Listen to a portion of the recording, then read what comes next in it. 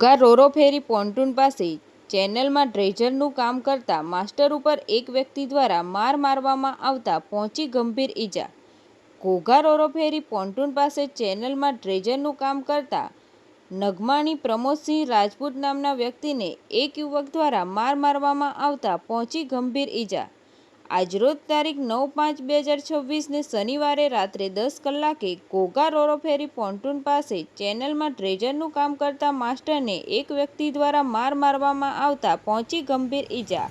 આ બનાવની જાણ ઘોઘા પોલીસ તેમજ મરીન પોલીસને થતાં તાત્કાલિક પોલીસ કાફલો ઘટના સ્થળે પહોંચ્યો હતો અને ઈજાગ્રસ્ત યુવકને તાત્કાલિક ઘોઘા CHC હોસ્પિટલ ખાતે ખસેડવામાં આવ્યો। તંત્રી મહેબૂબ રફાઈ સાથે રિપોર્ટર કિશન સોલંકી, તપસ્વી ગુજરાત ન્યૂઝ, ઘોઘા।